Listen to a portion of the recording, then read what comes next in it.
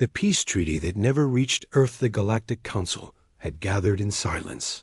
One by one, every representative from the core worlds entered the hall, heads low, faces worried. The room was filled with tension, the kind that made even the strongest warriors sweat, because they were all afraid of one name, Earth. It had been 10 years since Earth stopped responding to Council messages. No trade, no talks, no representatives, no warnings, only silence. But it wasn't peaceful silence. It was the kind of silence that feels like someone is watching you in the dark. Waiting, the Yarrick's prime minister, tall and covered in blue feathers, spoke first. "We must offer peace," she said with trembling hands. "They are too quiet, and that makes them dangerous." The Keltari general disagreed. "Humans are proud, aggressive, war-born. They won't listen," he said, smashing a clawed hand on the table. But the others ignored him. The council had made up its mind. They would send a final message, a full peace treaty, no tricks, no traps, only surrender and hope. It was written carefully.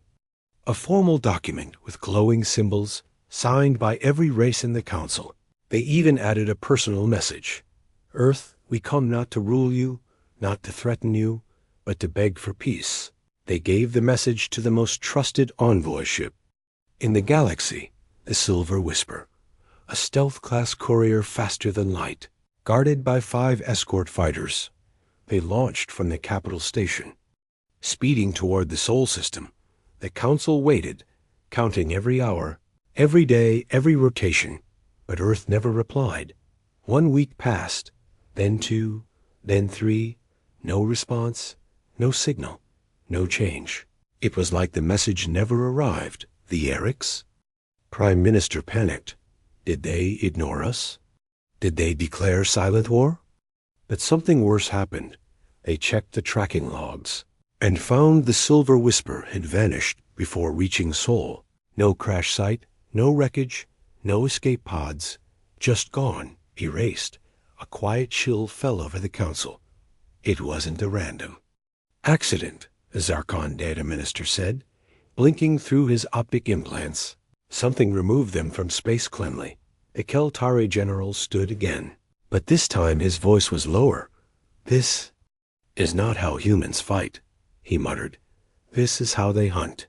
Meanwhile, deep inside the dark side of Jupiter's orbit, hidden behind electromagnetic noise and frozen asteroids, a small human station picked up a faint ping. It was weak, fractured, damaged, but clear. The treaty message. A human officer read it slowly. Lips curling into a frown, he turned to his commander. "They sent us peace," he said. "But why now?" The commander didn't smile. "They send peace only when they think we're strong enough to scare them," he answered. "They think peace will protect them now." The officer looked confused. "What should we do?" The commander turned to a console and activated a dark hologram. It showed council fleets, council worlds, their supply lines, their secrets. Humans had been watching everything for years. Every move, every deal, every betrayal. "Prepare the fleet," the commander said calmly. "No message goes back, not yet." He looked out the window toward Earth's glowing moon. "They had their chance to be honest. Now we show them silence has a cost." Far away, the council still waited. They kept sending messages, still no reply. Some believed Earth was broken, maybe gone. Some believed Earth had forgiven them. But one Zarkan scientist whispered a warning to her children that night. "Never trust the quiet sky," she said, "because the last time the humans were quiet, they ended an empire, and somewhere in the black corners of space, a single Earth warship drifted silently, not broadcasting, not seen, not asking for anything, but watching, always watching." Humanity's silence was louder than War. The Galactic Council sent more ships. They tried different frequencies, emergency codes, even ancient channels humans once used.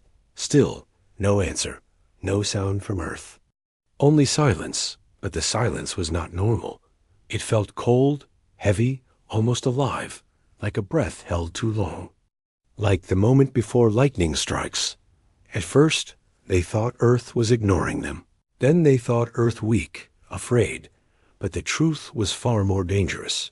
Earth was listening, and choosing not to speak, on the outer rim, on the edge of known space. Supply convoys began to vanish. One by one, colony trade routes went dark. No signals, no debris, just emptiness. A Kelrose mining station sent a distress call. Unknown craft near asteroid belt. Silent, not responding. The call ended mid-sentence. When a patrol ship arrived hours later, they found nothing. Just scorch marks on the rock, and a symbol carved into the metal wall, an old human war unit emblem. The Council called it an accident. Then a second convoy disappeared, then a third. Then an entire colony lost all power for 6 hours. Their satellites fell from orbit. Their AI shut down. When systems came back online, every screen showed a single message. We see everything. Panic spread fast. The Council met again, now with fewer smiles and more fear. They are responding, whispered the Varnak delegate, but not with words. Deep beneath the capital station, in a private command chamber, High Command analyzed the attack patterns. They're not targeting population, the data officer said. They're targeting our communications, sensors, and information networks. They want us blind. The general replied, and it's working. Back on Earth, there was no celebration, no speeches. Humanity was not at war, not openly. They were simply erasing pieces of the board, slowly, like shadows pulling away light, one corner at a time. A human captain named Solon stood aboard the stealth cruiser Omen. He watched a hologram showing Council ship routes, blinking red as. More went silent. Why don't we send a warning? His junior officer asked. Let them know we're serious. Solon didn't turn. They know, he said quietly. They're just hoping it's not true. The junior nodded slowly. Are we monsters, sir? Solon looked up at the stars, his voice flat. No, we're gardeners. We're just pulling the weeds, meanwhile. The Council prepared a fleet defensive only, they claimed. They called it the Peace Guard. But deep down, every commander in that fleet was afraid, not of war, but of silence, because they had no idea where Earth's ships were. No idea what they looked like now. No idea what humans had become after all these years in the dark. Rumors began to spread. A ghost ship seen near the Tau system. A human operative found on a prison moon, every guard dead without a sound. Whispers of a program called Black Echo, where human ships moved without energy trails.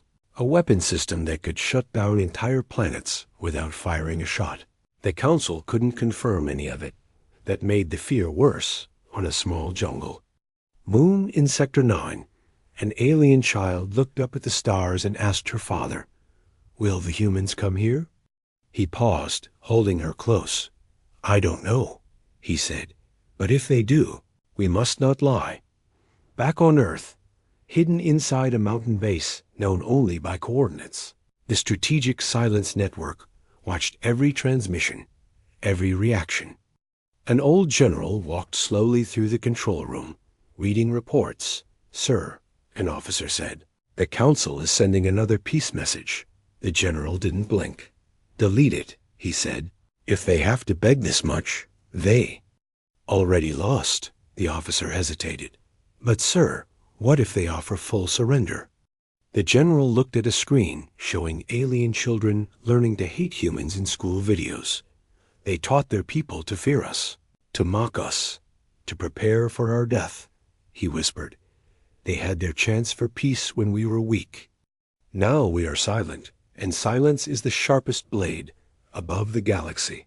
The stars blinked as if holding back tears, and somewhere in the void, 1,000 cloaked ships waited, watching, listening, ready, because when humanity speaks again, it will not be with words, it will be with fire. The first strike came without warning in the cold of space. The Galactic Council still believed they had time.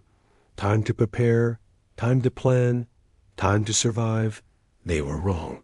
It began at 3:47 Standard Galactic Time. A quiet pulse echoed through. A dead sector near the Zarlan belt. It wasn't a weapon. It wasn't a message. It was a ripple, strange, silent, invisible to most scanners. Within seconds, 4 Council relay satellites shut down. Then came the blackout. Entire star lanes went dark. Trade hubs lost power. Patrol ships vanished from long-range scans. The only sound left was static. Then it happened. A Council war station orbiting Velkar Prime exploded into light. Not from the outside, but from within. No warning, no enemy ships, no alarms, just silence, followed by total destruction. Survivors aboard a nearby mining freighter reported only one thing: a shadow long and angular drifting past them seconds before the blast. Then nothing. Panic spread fast. The Council tried to send messages, but their quantum comms were already down. They turned to old signal arrays, desperate to speak to anyone, but Earth still said nothing. What they didn't know was that this was just the start. Humanity hadn't declared war. They had removed the need for it. In hidden bunkers across Earth, old generals watched the chaos unfold. One of them, Admiral Brandt, leaned back in his chair. Calm as the stars outside. The Council expected diplomacy, he said, but we sent them discipline. A junior analyst looked pale. Sir, why now? Why not give them one more chance? Brandt turned to a hologram of old Earth history burned cities. Betrayal, broken promises. They taught us to beg, he said. We learned. Then we prepared. Now they beg, and we stay quiet. Meanwhile, a small group of Council elite gathered in a hidden chamber. They called it the Crisis Corps. Each wore black robes, old symbols of unity, now shaking with fear. Who hit Velkar Station? Asked the Zern ambassador. No known fleet was nearby, replied the lead analyst. Only echoes. What kind of echoes? Another asked, voice trembling. The analyst showed them the data. Distorted waves, magnetic shifts, brief flickers. Of artificial gravity, all matching a single pattern. Earth's old stealth protocol. But that's impossible, whispered the ambassador. That tech was banned. Yes, the analyst replied. But Earth never signed the ban. Somewhere deep in the void, the human fleet known as Black Echo moved again. No lights, no signals, no sound. Each ship coated with phase-absorbing alloys, hidden from every known scan. Their weapons were cold, quiet, perfect. The commander of the fleet, Captain Maeve Rook, stood in silence on the bridge of the dreadship Ghostvile. She watched the next target spin slowly on her screen. Council Outpost 7. No civilians, no children, she said to her crew. Just the machines that keep them arrogant. Her crew responded without words. Because they were not fighting for revenge. They were fighting to end a pattern. Back at Outpost 7, guards stood unaware, sipping warm nebula root tea. One of them laughed, showing his comrade a cartoon about dumb earthlings. Then the lights flickered, once, twice, then died. Emergency backups failed instantly. No alarms. No weapons fired, and then silence again. But this time, it came with cold wind. Inside the sealed base, the temperature dropped below 0. Systems overloaded, oxygen vanished, doors locked, all within 20 seconds when a response ship arrived. Hours later, they found every system wiped. Every terminal showed one repeating message, glowing red.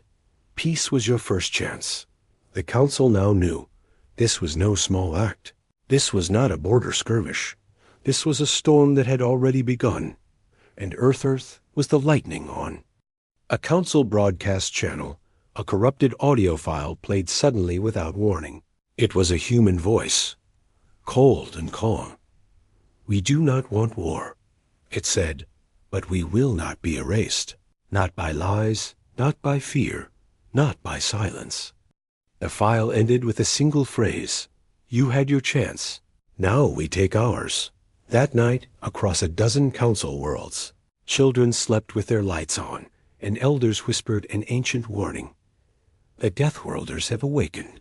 And, in the shadows of the stars, more human ships moved into position, not to conquer, but to remind. Remind the galaxy that some ghosts do not fade. They wait, and when they rise, they never speak twice. One human, one planet gone, the Council believed Earth would strike in waves, with armies, fleets, battles fought in open space. They were wrong. Again, the attack did not come from above. It came from within. Planet Arox 9 was a secure world, a Council fortress built into the rock itself, surrounded by orbital shields, heavy weapons, and over 50,000 troops. No one had ever breached it. No one even tried, until now. At 2:14 local time, an engineer in Sector Red noticed something strange, a floor panel that looked newer than the others. He checked the records. No repairs logged, no changes ordered. When he touched it, it clicked open with no resistance. Inside was a black device, silent and smooth. No blinking lights, no sound, just a single word carved into the surface. Echo. The engineer never had time to report it, because the planet died 4 minutes later. It didn't explode. It didn't burn. It simply stopped. Power, gravity, oxygen, heat all gone. The core shut down like a light being switched off. Council called it an anomaly, but survivors knew better. A single shuttle made it out. Inside, a frightened communications officer clutched a data core. Tears in his eyes, voice shaking. They were already here, he whispered. We were watching. The skies. But they were under our feet. Back at the Council's emergency command, leaders shouted, argued, panicked. How did one human reach a planet that's secure? Who let this happen? What kind of weapon can shut down a planet without a sound? There were no answers, only a video, recovered from Arox 9's deep systems. It played for exactly 12 seconds. A human stood in a dark hallway. Helmet on, face hidden. He held no weapon. Only a small device in his hand. He looked into the camera and said 8 words. The silence you gave us, we return it. Then he pressed the button, and the screen went black. Galactic news channels lit up across every star system. Council fortress erased. Planet killed without fire. Human ghost strikes again. But Earth didn't release a statement. No government official spoke. No claim of responsibility. Only silence. That silence made everything worse. Alien citizens began to panic. Shops closed. Trade routes shut down. Some worlds even turned off their communication beacons, afraid it would attract Earth's attention. On planet Viral, a mother whispered to her child, "If you hear nothing, run, because the humans are near." At the Council, one senior advisor finally spoke the truth.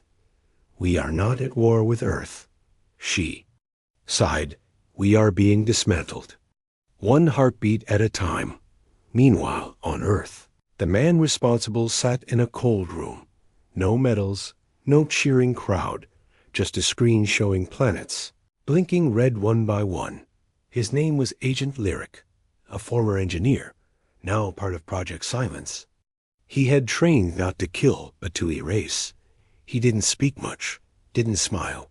He only asked one question. What's next? Back in the shadows of Earth's military command, an old voice answered, "Next is mercy, if they ask for it." But the Council wasn't ready to ask. Not yet. They still believed they had options. They still thought this was about strategy. They were wrong again. Because Earth was not fighting for territory, power, or revenge. They were fighting to end a cycle, to make sure history never repeated, to remind the galaxy that silence has memory, and memory has weight. That weight had crushed Arox 9, and it was heading for the next world. Council leaders sat in silence that night, too afraid to speak, too afraid to sleep, because one human had erased a planet, and no one knew where the next one would be. The Council tries again and fails. After Arox 9 vanished, the galaxy changed overnight. Markets crashed, alliances broke, and entire planets declared emergency lockdowns. For the first time in centuries, the Galactic Council was truly afraid. Not of war, but of the unknown, of Earth's silence, and what it might mean next. They gathered in secret chambers, away from the press, away from the public, no longer speaking of dominance, now whispering of survival. The Keltari general, who once mocked Earth, now sat in the corner, silent, eyes hollow. "I thought they would come with fire," he murmured, "but they came with nothing." The council made a choice they thought they would never make. They would surrender, fully, openly, with no demands, no tricks, no delays. Only one goal: stop Earth before the silence took everything.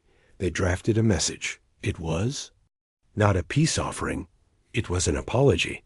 To the people of Earth, it began. "We wronged you. We feared you, lied to you, turned others against you. We ask for mercy." Not as rulers, but as survivors, the message was sent on. Every frequency, every channel, every satellite, every old human code. They even broadcast it into deep space, and then they waited.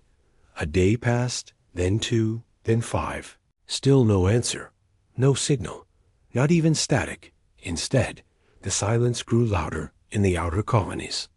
Power grids flickered again. Weapon systems rebooted without reason. Entire fleets found strange code written into their navigational logs' Earth coordinates. No attacks followed, just warnings. It was as if Earth had heard the message and was thinking. Finally, on the 7th day, a signal appeared. A simple 1, a set of coordinates, and a phrase. Send one and only one. The council panicked. Was it a trap? A test? Or something worse? After long debate, they sent the Varnasi diplomat. She was known for her calm heart and clear mind. She traveled alone, unarmed, to a small moon where the coordinates led. There, on the dark side of the moon, stood a single human, not a soldier, not a spy, a civilian, old, gray-haired, wearing a coat with no rank. "I am not here to negotiate," he said. The Varnasi bowed. "We understand," she whispered. "We came to ask what you want." The human looked into her eyes and said nothing for a long time. Then, finally, he spoke. "You want to know what we want?" He asked. "We wanted truth. We wanted to be equals," he said softly. "But you taught your people we were monsters. You made stories, showed videos, raised your children to fear us. Then you begged for peace only after you failed to control us." The diplomat shook with guilt, her voice weak. "We are sorry." The human looked away. "We don't need your apology. We need the galaxy to remember." He handed her a small device. Inside was not a weapon, but truth. Recordings, messages, private council meetings, proof of the lies told about Earth. How the council planned to isolate them, weaken them, break them from the inside. But Earth endured and waited and watched. "This is what we wanted you to hear," he said. "We do not want to rule, but we will not allow liars to lead." The Varnasi returned with the device. It was shown to every major world, broadcast without filters, raw and real, and the galaxy shook again, not from war, but from shame. Protests broke out across council-controlled worlds. Leaders resigned. Officials vanished. Families who once feared humans now reached out to them, not as enemies, but as equals. But Earth still remained silent. No deals, no contact. Only one new message appeared days later across old human channels. "We do not ask for peace, we expect truth."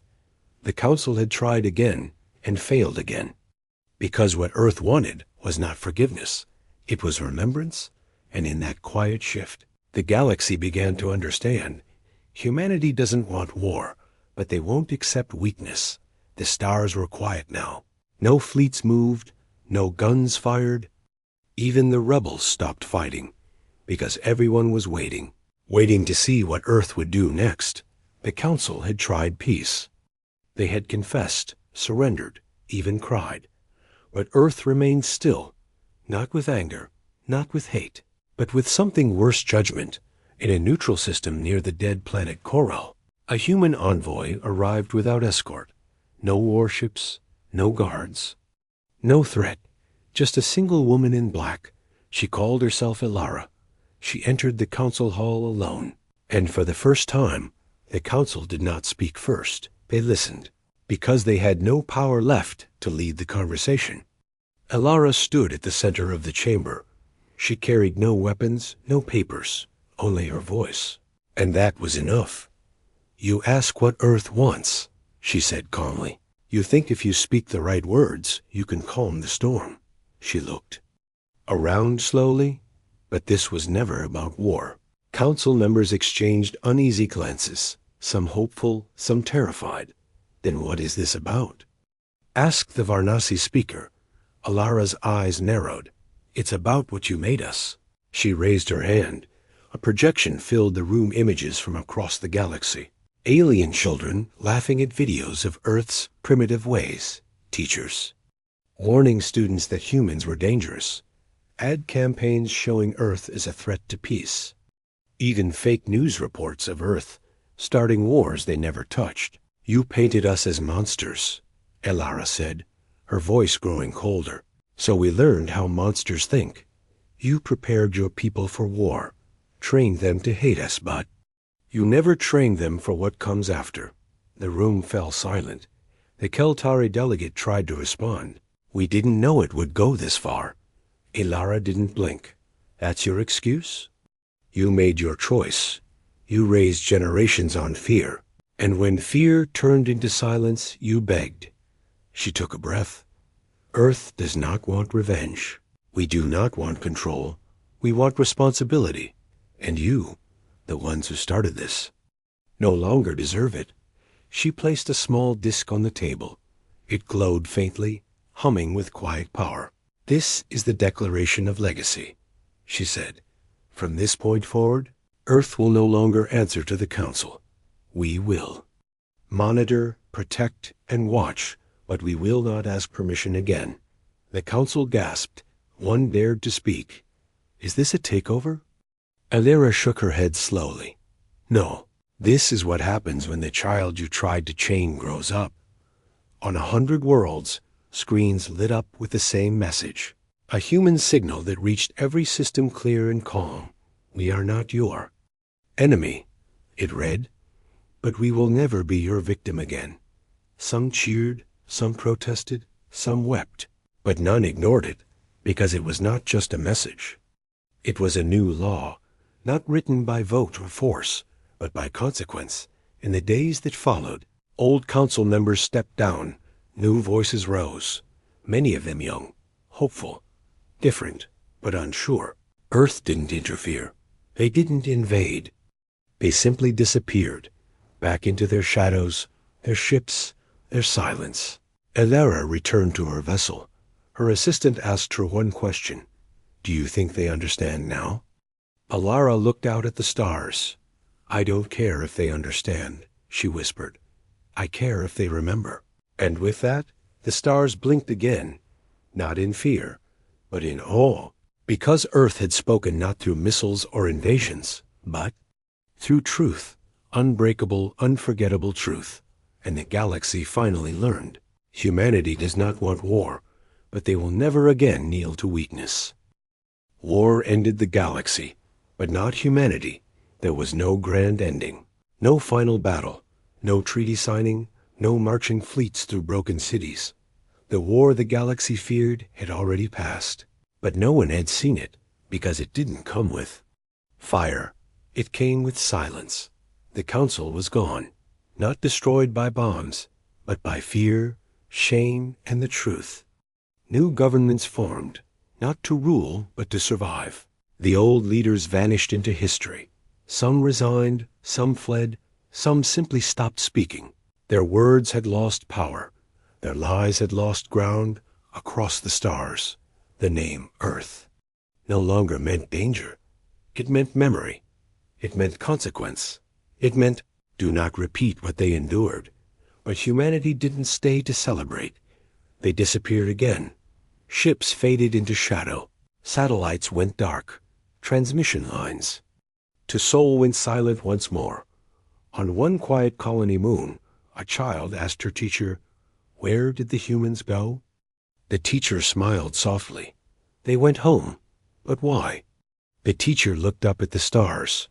"Because they didn't come to rule us." She said, "They came to remind us." A reminder was all that remained now, in every classroom, every. Council Hall, a small plaque rested near the doors. It read, "We watched them. We feared them. We lied to them. They watched us.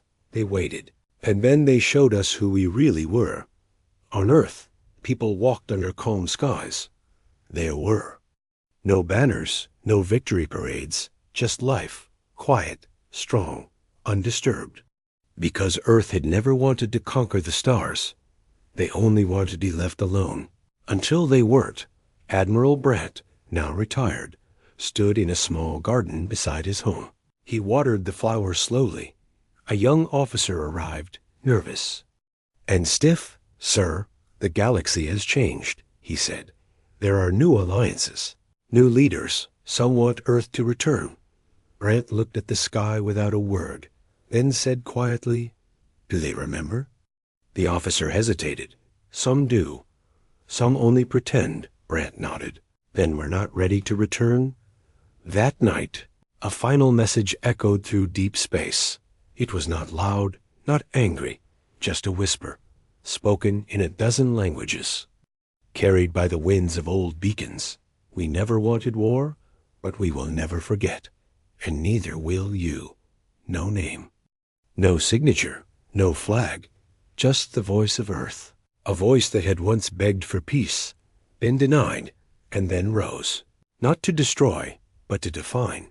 And so the galaxy moved forward, but slower, wiser, quieter, because it had seen what silence can do, and it would never again mistake quiet for weakness. Humanity was no longer feared for its weapons, but for its will, and in that quiet legacy, the stars remembered. War ended the galaxy, but not humanity. Humanity endured. Humanity watched. And when the time came, humanity spoke once, and never needed to again.